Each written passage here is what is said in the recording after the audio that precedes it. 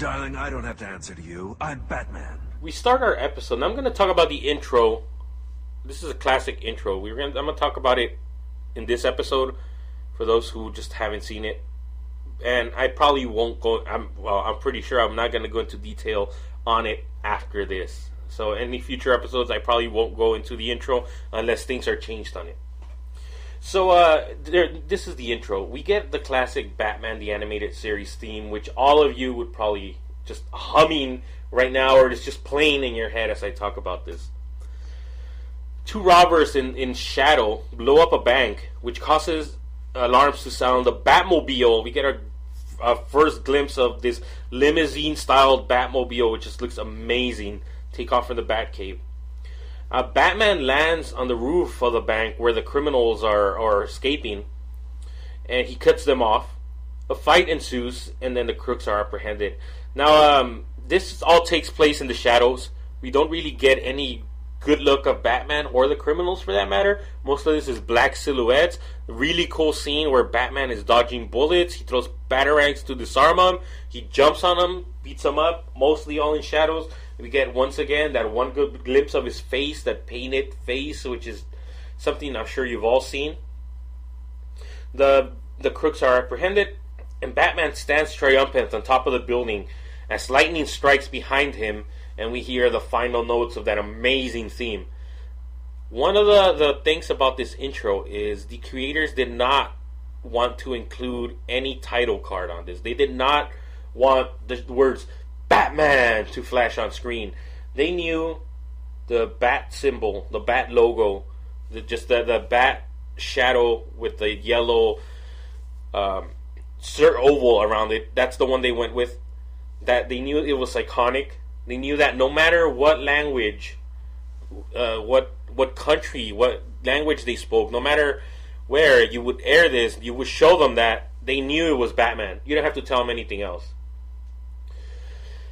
The title cards on this show, not just this episode, are amazing.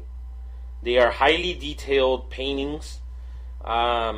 This one, for this episode, it's 3 scratch marks, 3 red scratch marks over 2 glowing cat eyes with a black background. Simple yet great. You hear of that the style that's in nowadays for a lot of artists. Simplified. Let's do this. Just simplified. Hey, here's a red triangle, and that signifies Superman. Well, these title cards do a lot of that, except they do an amazing job of it. I had an English teacher once in college who wrote an episode of this animated series. He wrote the episode "The Fear of Victory," which is a Scarecrow episode. He told me his favorite part of watching that was the introduction title card when it appeared, written by, I believe his name was, I forget his first name. I know his last name was Joseph. He was Professor Joseph. So that's what he loved. He loved seeing this Batman title card written by Tom Joseph, or whatever his name happened to be. So I thought that was pretty cool. So The Cat in the Claw, Part 1. Once again, the title card doesn't state that it's a Part 1. We start with Catwoman climbing a building with her cat Isis on her shoulders. She breaks into a condo to rob a diamond necklace. She uses her cat, who seems to have laser vision, which is a thing I do not think cats have.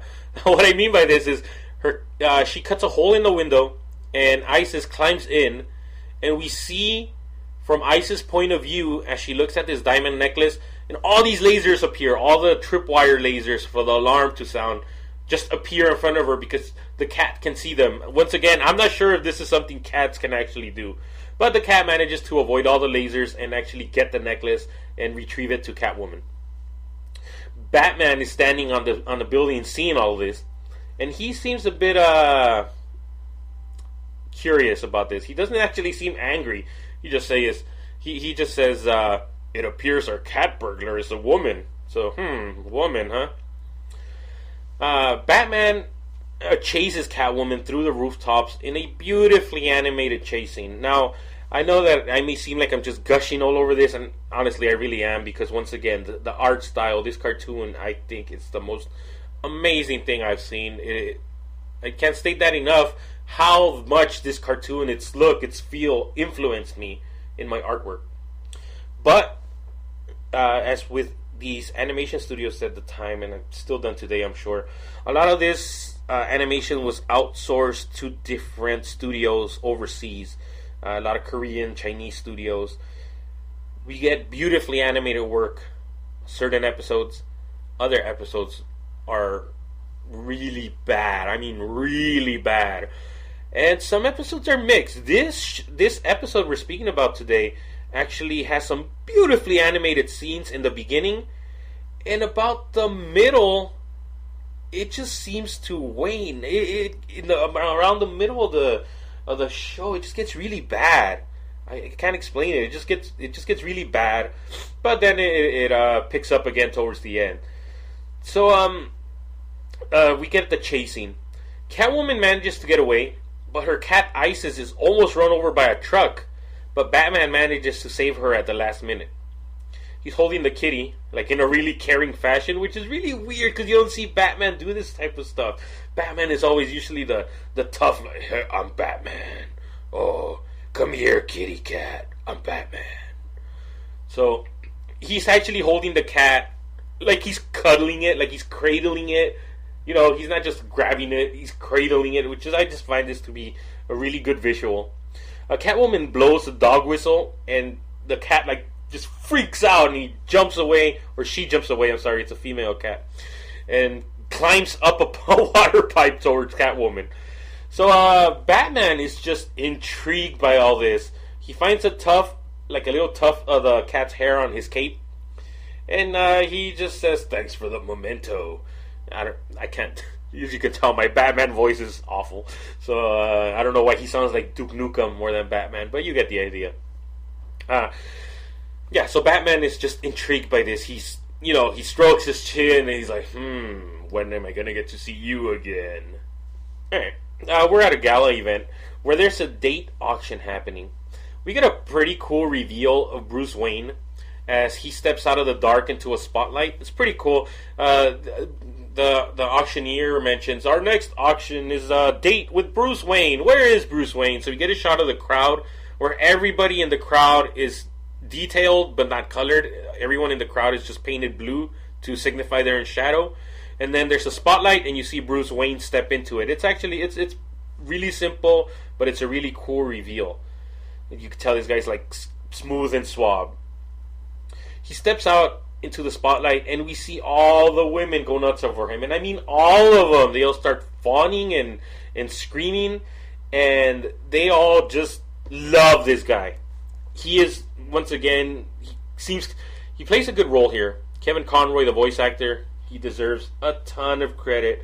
Kevin Conroy, many people consider him to be the true Batman, not Michael Keaton or George Clooney or Val Kilmer or Christian Bale or Ben Affleck, but Kevin Conroy is their Batman. He does a separate Bruce Wayne voice and a separate Batman voice, and it's amazing. He doesn't do hey ladies, I'm Bruce Wayne, and then, I'm Batman. No, he just drops his voice a few octaves, and it sounds like a completely different person. It has a different cadence. It's just really good. And here you see Bruce Wayne being approached by all these ladies who are just in love with him, and he seems kind of uncomfortable with it. He's just walking like, oh, hey ladies, okay, yeah, I get you, just let me get to where I'm going.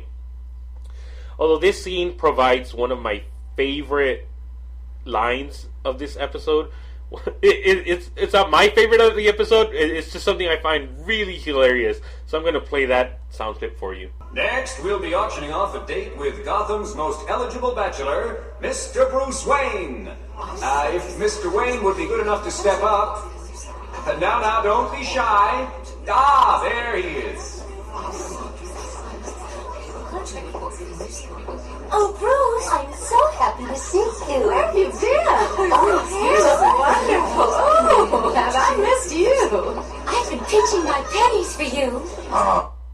Okay, I stopped it right there because that is the line I find hilarious.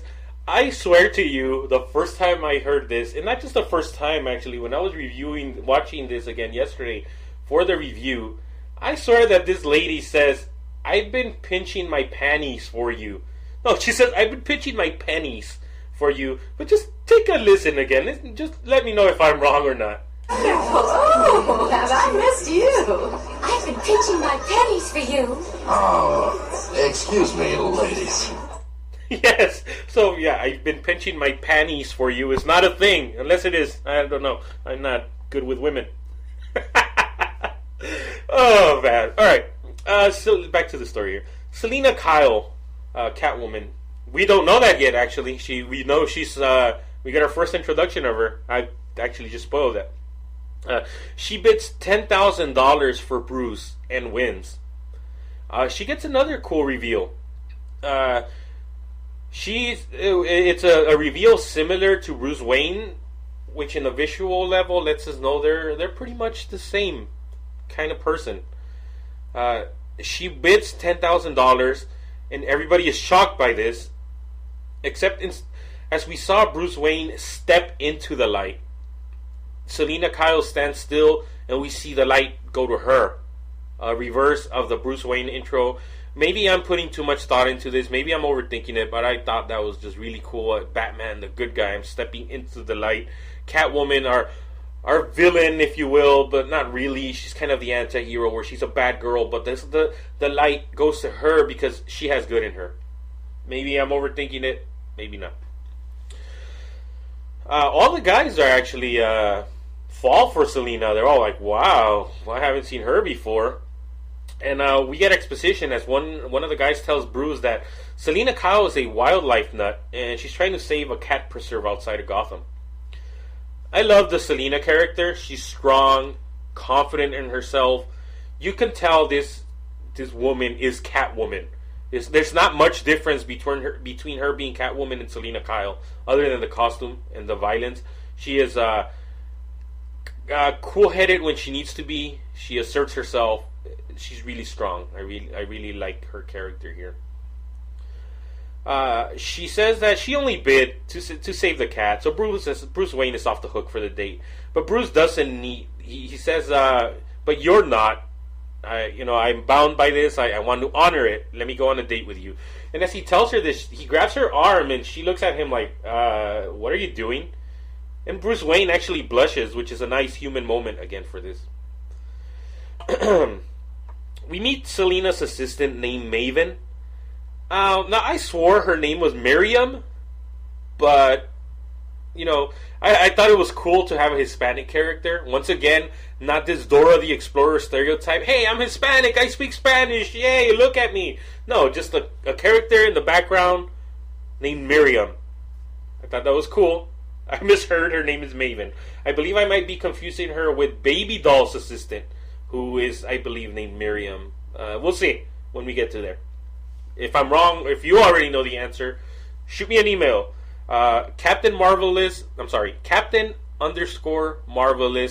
the number 1 at yahoo.com. Be part of the show. I will read your emails and answer your questions. We hear shooting outside, police sirens happening. And Selina wonders what's going on, but as she and Maven turn her back, Bruce Wayne disappears. There's a high-speed chase outside with some crooks shooting at the cops with a Gatling gun. Now, once again, the makers of the show insisted in having real guns to give it more realism. Because, what's the thing? Every criminal in Gotham has access to laser rifles and, radiation guns or stuff like that. So, real guns just plant this more in a more realistic world. You see these guns, they look like guns you've seen on TV, guns exist in real life, so you know that these bullets will hurt you. These bullets will cause real damage to these characters. It's not like you see in certain, for example, Spider-Man, the animated series. Everybody has laser guns in that show, if you've never noticed. The police show up, they have laser guns. They shoot a laser, they hit a guy on the shoulder. A little puff of smoke appears and he goes down. Ugh! But he's fine. So what is this, a taser gun? Or this is like, did they set their phasers to stun? So, adding real guns to the show just gave it a more sense of danger, more sense of realism. Batman saves the day by causing the criminal's truck to flip over, which, if you ask me, is pretty irresponsible. They had heavy munitions on this truck. They had a Gatling gun, for cripe's sake. shooting at the police. So who's to say they weren't carrying explosives in that truck? Batman flips it over and leaves. So he could have blown up an entire city block for all he knows. The criminals are caught, except for one who manages to escape through the sewers. Now, the look of these criminals, I want to point out, it's really weird. We get henchman designs a little bit more exaggerated than the regular characters, because I guess there are going to be seen ones that could exaggerate them. For example, one of the main henchmen in this episode looks like Waluigi from the Super Mario series. He has a big pointy nose, weird Salvador Dali mustache with a newsboy hat. It's really weird, but it doesn't take away from the show. It just fits in somehow. We're introduced to Jim Gordon. This is the first time we see him. He's already on good terms with Batman. He does call him my friend. He says, thank you for showing up, my friend. Commissioner Gordon tells Batman that the terrorist known as Red Claw has been spotted in Gotham. He says no one knows who Red Claw is or has even seen a picture of the guy. So we don't know who Red Claw is. No one's seen a picture of the guy, Red Claw. And Gordon gives us this information. We cut to Selina's apartment where she's getting ready for her date with Bruce Wayne. But Selina doesn't want to date Bruce Wayne. She would rather be dating Batman. Bruce knocks on the door. And we get a pretty cool reveal here again. Selina wishes that... She says... Bruce knocks on the door. Before she opens, she says... I wish it was Batman standing behind this door. She opens it, and we see a few seconds of a cool Batman silhouette before the light hits him, and it's Bruce Wayne. We, the audience, know it's the same guy. She doesn't. It's a little cool nod to us. As she opens the door, Selina gets a phone call, and she is angry because she found out that someone bought the cat preserve land from under her. She cancels Bruce's date, and Bruce says, I'm sorry, what can I do to help? She says, well, unless you could get me a meeting with the chairman of Multicon. Bruce picks up the phone and he says, what time's good for you? And Selina's impressed. She says, wow, I sure could get used to you. So he's winning her over, Bruce Wayne. They meet. Selina and Bruce meet with the chairman, who we find out his name is Mr. Stern. Now again, we get another cool visual setup. Before we see the Multicon offices outside, the office building. Then we see shots of his office. We see that this guy's office, and it's just decorated with animal heads. There's just bears and lions and deer, all sort of stuffed mounted animal heads all over the place. He says he's going to build a resort where that cat preserve land is, and there's nothing that Selina and Bruce can do about it. So Selina gets angry and she storms off, threatening Mr. Stern that she's going to bring all sorts of wildlife foundations on his head. He's not going to hear the end of it. So Stern opens up a hidden wall to reveal a woman dressed in red. She's wearing a red suit, like a red pants with a one shoulder top. And she has a Red Claw tattoo on her shoulder. We get a quick close-up of that tattoo and then a close-up of her face. Hey, that's Red Claw! She is a sort of like Eastern European or Russian woman. I'm not sure. It's never really specified from where. We just know she has a sort of accent where, let's keep an eye out on Miss Selina Kyle. So we know she's not American. She is not overly muscular, but she is well built. She doesn't have the sleek physique of, say, Catwoman. She has more... a bit broader shoulders, a bit of a thicker upper body. So we could tell this woman is strong. She has long black hair with 2 white streaks running through it. And I love this reveal. I love that it's the wall opens and we see her. We see the tattoo, and that's it. Mr.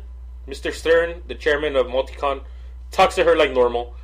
He says, it looks like Miss Selina Kyle is going to be trouble. And they proceed from there. They have a conversation. We don't get, Miss Red Claw, Miss Red Claw, I already know your name, but I'm just going to repeat it fully for no reason, Miss Red Claw. That was Selina Kyle, Miss Red Claw. hey, Ms. Red Claw, what about the terrorist organization that you're running, Red Claw? No, they just have a normal conversation. They let us know that the tattoo of a red claw means she's Red Claw. Love that. The creators knew we were smart enough to figure this out. Red Claw wants an eye kept on Melina. I'm sorry, on Selina, not Melina. There's a meeting with random gangsters, and Batman crashes the meeting. He breaks through the roof, beats up these dudes. He tells the head gangster that he wants info on Red Claw. They're scum and they hear things that he can't. So he wants them to give him all the information they can, because if they think he's been a nightmare to them before, they haven't seen anything yet. And they agree. These guys agree. This scene may seem pointless, but it's actually not. It shows us Batman can get results no matter what. You know, if he wants something, he'll get it. He'll intimidate who he needs to, and he'll get what he wants. Catwoman, we see, breaks into Stern's office. This part kind of bugs me, because Mr. Stern has a piano in his office. So he plays Ode to Joy on the piano, and this causes a model of the resort he's planning to build on that cat preserve land to pop out from under the ground. But it's not even like a complicated thing. It's not like Beethoven's playing this. It's something you play with one finger. So it's like dun dun dun dun dun dun dun dun, and all of a sudden the thing pops up. But then if you play the song even longer, this hidden computer panel comes out from behind the wall, and the safe just automatically opens, which seems to have all this important evidence in it. And Catwoman just takes pictures of everything. So what if, say, Mr. Stern brings in his niece for the weekend, and she's just waiting for him at his office. She's bored. She starts playing this piano. And it's not, as I said, it's not this complicated piece. It's a one-finger thing. Dun dun dun dun dun dun dun dun dun dun dun dun dun dun dun. There. Now she has all this criminal evidence popping out of everywhere. I just find that to be a pretty bit over the top and just pretty funny.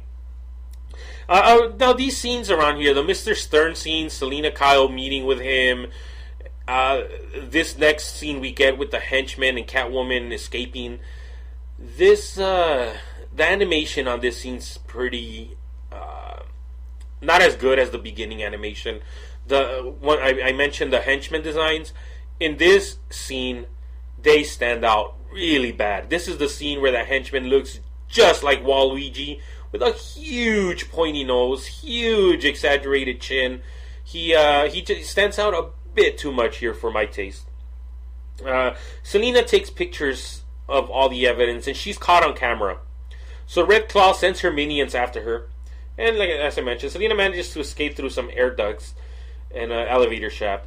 She gets to the roof and jumps off the ledge to a far-off building. Like, she just flies over there. So she barely manages to hang on to the ledge. She saves her cat. First of all, the cat manages to get off the building, but Red Claw has a grenade launcher and she shoots at her. She breaks the ledge. She explodes the ledge that Catwoman's hanging on, and Catwoman falls down the building. Catwoman is saved by Batman. He swings in and grabs her, and Catwoman starts making out with him. She just kisses him and she says, "That's for saving me." He says, "Are you sure that's what that's for?" And she's like, "Not." She just shrugs her shoulders and she just straight out starts making out with him again.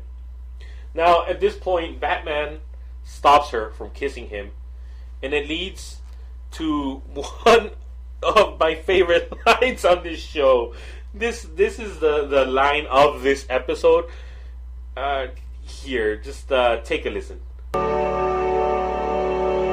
That was for saving my cat. Is that all it was for? Maybe not. I heard gunfire. Occupational hazard. No. Let's keep the mystery.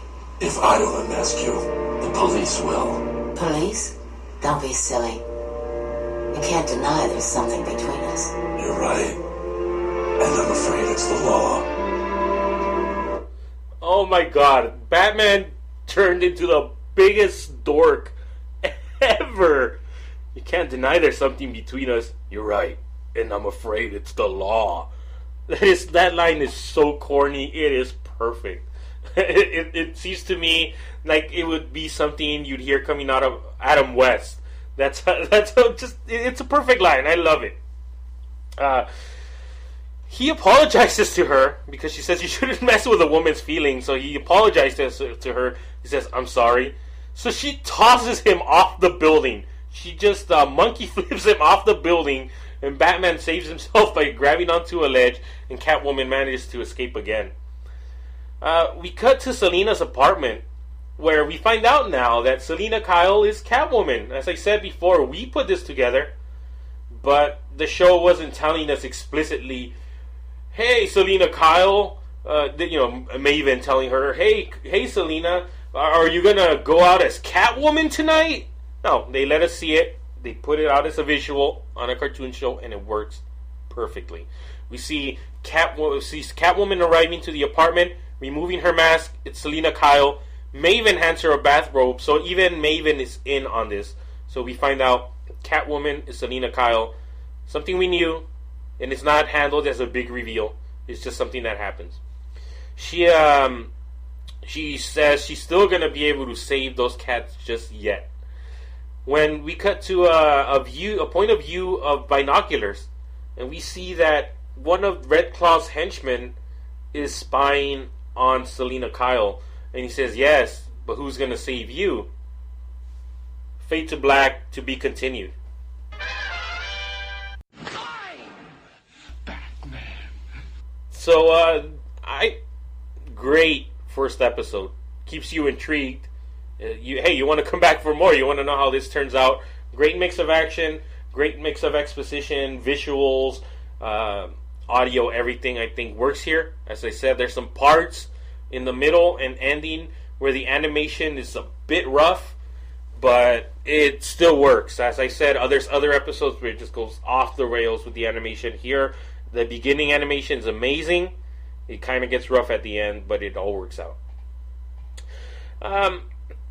There's a scene where the beginning chase with Catwoman and Batman that still bugs me to this day.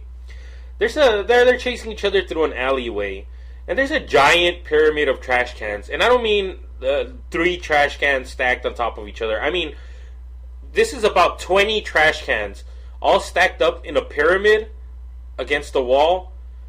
And these are not your plastic, trash cans that you bring out to the curb. These are the old school aluminum trash cans, like the ones they bring out in wrestling to hit each other over the head with. They're filled with trash. Selina Kyle kicks them, and they all fall on top of Batman, and they're all full of trash to the brim. Now, who took the time to stack up a pyramid of trash cans in an alleyway? And what garbage man is going to go down there and take down this pyramid, which is about 15 feet tall, full of trash? That part always gets me. I love Batman here. He seems to be very interested in Catwoman. He is as much into her as she is into him. I love that. They make Batman, once again, feel human. Even as Batman, he's not just the serious, grim, I hate everybody, leave me alone that he's become now. I still love it. Believe me, I'm a big Batman fan. But I think this gives him more humanity. I love how Bruce Wayne is just a normal guy here. Even in his suit, he doesn't look overly muscular. He actually kind of looks chubby. The suit they give him looks like it's too loose and big, so it kind of makes him look a little bit chubby, more normal looking. And his attitude is pretty dorky. As I said, the women are going up to him. He's just like, excuse me, ladies. I'm not used to this much attention from women, So you wouldn't believe that this guy's actually the swear to me Batman, We do see the city has problems with crime. We get that chase scene. We see Catwoman breaking into things. But we also get to see the gala event. We get to see that Multicon is a regular corporation, at least by appearances. So it's a city with crime, and it has its problems, but it also has its normal side. It's not the hell-ridden crap hole it's portrayed as in every other version of Batman, apart from the Adam West version. That's one of the things that always kind of bugs me about Batman, how the city of Gotham has become so over-the-top, corrupt, and crime-riddled that it might as well just be a prison state. Like, did the city close off Gotham? I mean, did the country close off Gotham and just turn it into a prison? Like the video games? Is that what's happening here? Because all the cops are corrupt, there's crime everywhere, people are just murdered on the streets in broad daylight. The crime is so over the top that you feel that Batman by himself just cannot stop this. At least in this cartoon, it's portrayed. Yes, it's a city with problems, but it's still a city you believe people live in, and that they would love. I love the visual cues on this show. I keep mentioning. I use the word love a lot, if you notice, because I love this show. It's a great show, and when this show does something bad, I will let you know that it's bad. As for this first episode, I think it's amazing. Not many things are wrong with it. The visual cues. I mentioned the office of Mr. Stern, the Multicon chairman. We get shots of it decorated with stuffed animal heads. Here's a deer, here's a bear, here's a lion. This lets us know right away that this guy is the opposite of what Selina Kyle stands for. He's a hunter. He doesn't care about animals. He cares about profit. He's not this over-the-top evil businessman. He's just a normal, what you would believe to be a normal chairman, a normal CEO, a guy with money who doesn't seem to see the problems of the real world. He only cares about himself. He's spoiled. He has money. Hey, there's an elephant. You know what? That elephant would look good mounted on my wall. Let me go hunt. But he's not the stereotypical, oh, I'm so evil and I'm gonna displace all, I'm just gonna kill all these lions because I'm evil and I don't care. No, he's just a normal guy. And just the cues in this office let us know that he is the opposite of her. He's not this third-rate soap opera villain. So, once again, visual cues, dead on. I love that Red Claw doesn't do anything truly evil in this episode. We're told Red Claw is the leader of a terrorist organization. We see Red Claw. We see her give out a plan. We know she's the one smuggling weapons into Gotham. But she doesn't do anything truly evil. She's not Darth Vader where I'm going to force choke this guy. Or she's not a James Bond villain where, oh, this guy failed me, so I'm just going to shoot him in the head in front of everybody to prove a point. Everybody respects her. Everybody fears her. And we know that she has power. And she knows it. And she runs this organization like it should be an organization. So, I mean, the most evil thing we get to see her do is shoot the grenade at Catwoman as she's hanging on the ledge. And hey, that's somebody that was infiltrating her. So, you know, I love that she has her minions do everything. She has her minions smuggling the weapons. She has her minions chase after Catwoman. She's not out there because she's the leader. If you're a leader of a terrorist organization, you have your minions do your work. You don't go out there and you're not the one leading the charge to smuggle weapons in because that should be below you. I love that. The pacing of this episode is great. The show knows we're smart enough to figure things out instead of being obvious and bashing us over the head with it. For example, Commissioner Gordon and Batman are the only people to ever say the name Red Claw in this episode. And they only say it because they're trying to find out information on her or what they believe it's still a him. We do not get, as I said, the villain telling us, oh, I'm sorry, Miss Red Claw, that I failed you. I'm sorry, Miss Red Claw, Selina Kyle's doing this. Or her henchman telling her, hey, Red Claw, we caught Catwoman. No. We're told who she is just by her appearance and that tattoo. That should be enough. They know that we're smart enough to figure it out. They respect us. I love that. Selina has a cause here.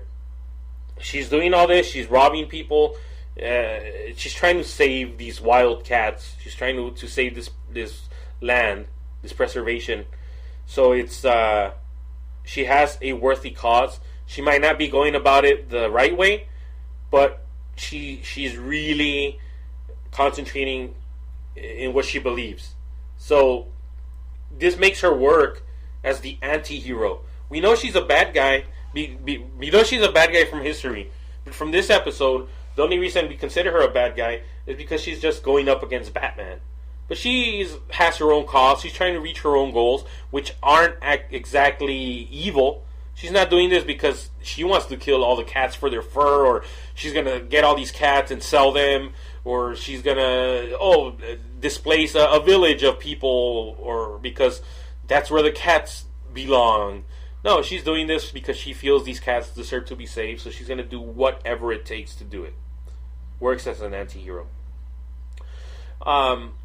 I mentioned a lot the visual cues and how smart they think we are.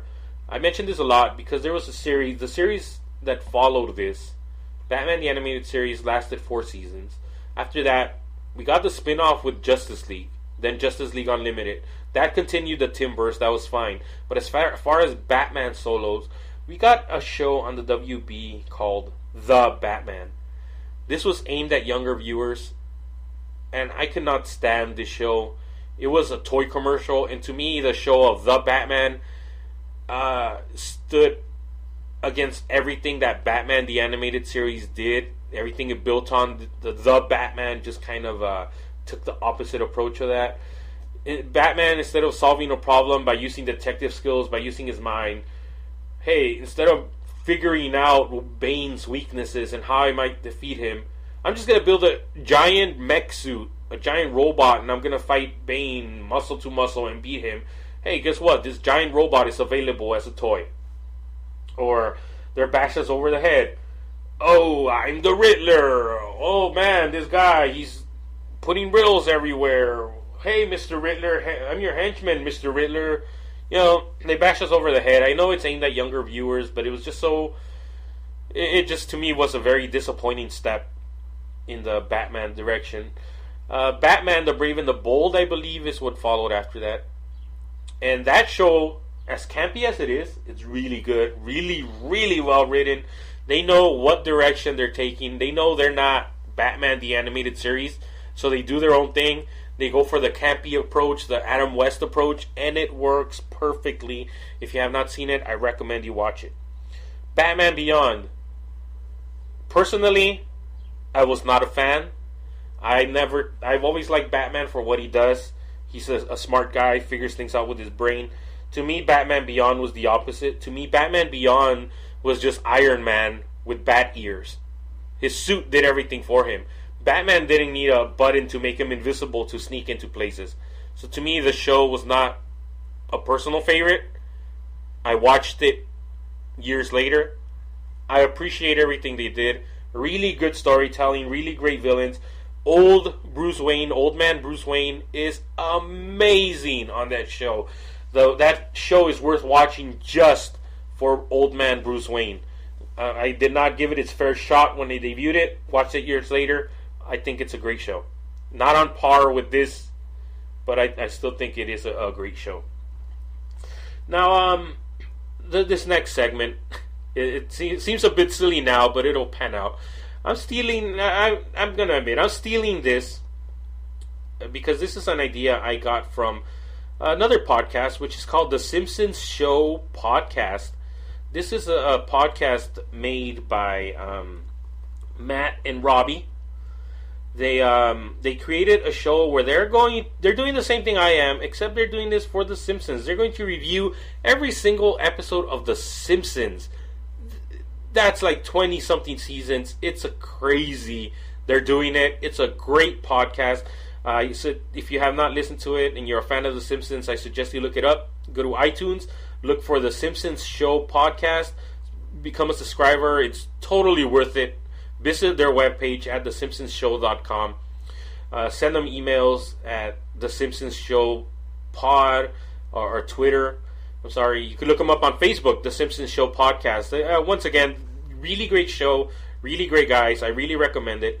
They do, at the end of each episode, something called Best Episode Ever, where they rank every episode of the show that they reviewed so far to what they're in a list of their personal favorites. I want to do the same for this show. As I review each episode, I'm going to put them on a list, ranking them on how I feel they should be ranked. It's going to be a personal list. Your number one might not match up with my number one. maybe your favorite episode is not mine. Maybe mine is not yours. If you feel if you want to defend your episode, send me an email. Once again, Captain_Marvelous, the number 1 at yahoo.com. If you have any opinion on it, send it to me. I'll read it on the air. We'll get a good discussion going on. I'm gonna call my segment the Batcave Archives. So Batcave Archives is going to be a list that I'm ranking as my favorite episodes of this show. This is episode number 1. So number 1 on the list, The Cat and the Claw Part 1. It's number 1 on the list for all the things I mentioned for the last hour. So that's all I have to say about that one at the moment. It seems silly now. As the list grows, we'll have more discussion on what should go where. So it's going to be a fun project. That's going to be it for this week, everybody. Thank you for joining me. Thank you for sticking around this long. I hope that it was something that you enjoyed. I know I enjoyed doing this. I enjoyed watching this, rewatching it, taking notes on it. I thought it was a really fun experience. I hope I can do more future episodes with the same quality. I really think that this is something I will enjoy. It's a passion project. So I hope I can keep this going until the very end. Remember, everybody, if you want to send me an email, that's Captain_Marvelous, the number 1. And don't spell out the number 1. I mean number 1, like the one keyboard on your, the one key on your keyboard. Captain_Marvelous1 at yahoo.com. Let me know what you think about the show. Let me know your thoughts on the series. What's your favorite episode? What's your favorite characters? Just anything. If maybe it influenced you the way it did me with my artwork.